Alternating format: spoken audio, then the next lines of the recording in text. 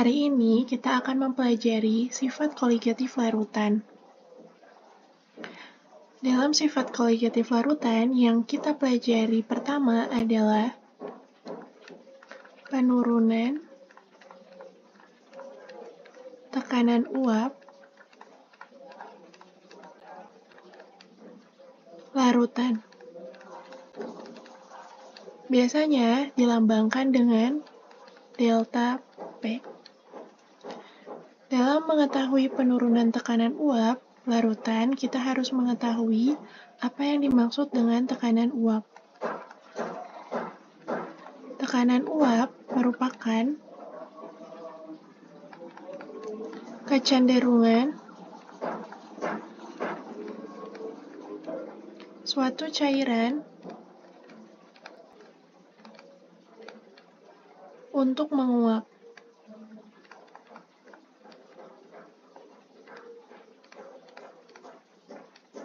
Setelah kita mengetahui apa itu tekanan uap, kita akan mengingat jika suatu larutan mudah menguap, dia akan menghasilkan tekanan uap yang tinggi.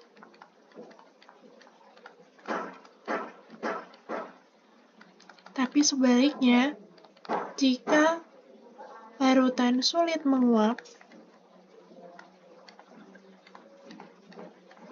hal yang akan terjadi adalah tekanan uapnya akan rendah.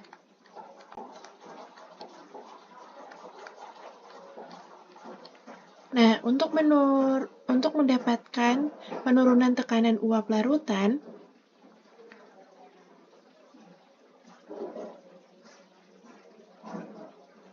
dapat kita hitung dengan rumus delta P sama dengan P0 dikurang P.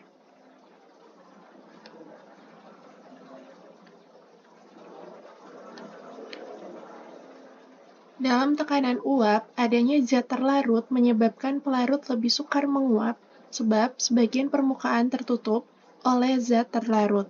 Dengan demikian, di sini kita akan simpulkan bahwa tekanan uap larutan akan lebih kecil dari tekanan uap pelarut. Artinya di sini delta P akan bermuatan atau menghasilkan hasil yang positif. Jadi P0 akan lebih besar dari P. Apa itu P0? Apa itu P? Delta P ini adalah penurunan tekanan uap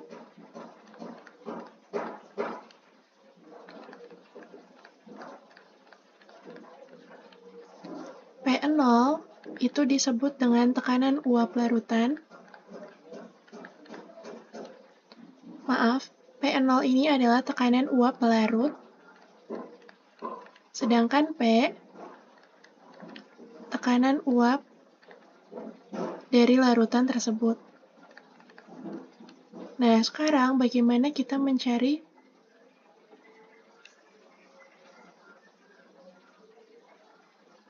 P itu sendiri?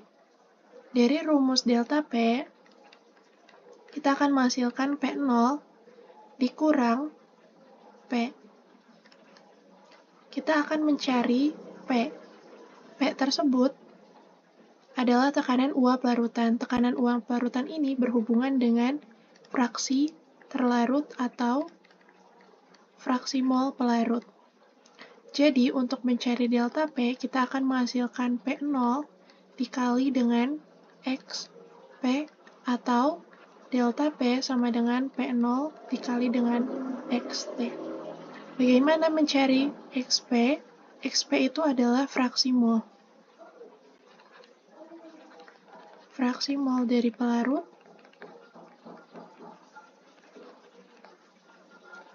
dan XT fraksi mol dari pelarut.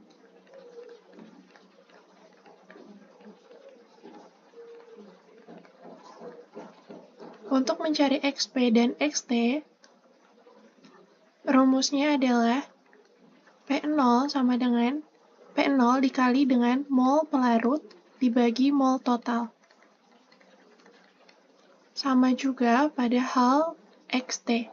P0 dikali dengan Nt per mol jumlah dari mol keduanya, atau jumlah mol dari pelarut.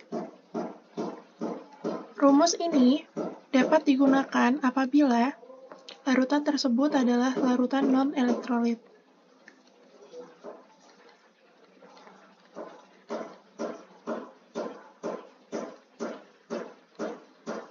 Bagaimana jika menemukan larutan elektrolit? Untuk larutan elektrolit, kita akan mendapatkan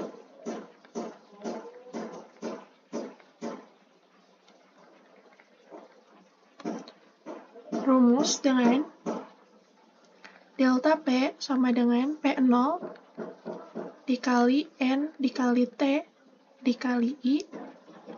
NT ini adalah mol terlarut dikali I. NTI ditambah NP. Hanya perbedaannya pada I. Begitu juga dengan yang pelarut.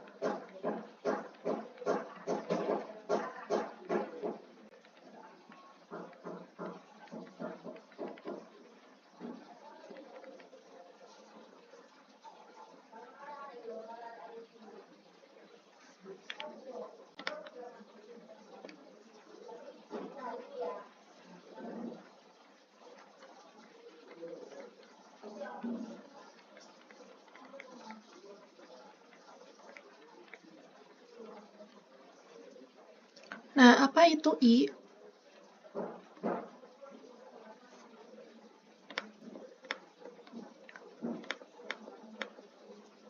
I ini adalah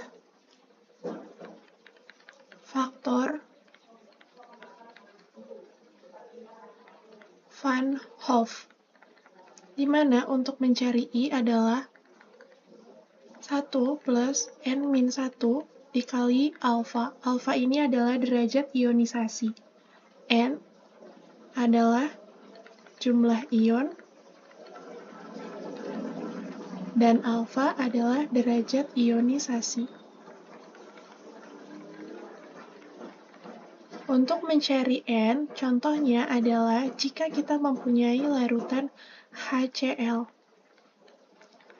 H dan Cl ini akan mempunyai ion H+, dan Cl-, di mana dari HCl ini akan mendapatkan dua jumlah ion, yang berarti jika asam kuat, basa kuat, dan garam, dia akan mendapatkan rumus I sama dengan N.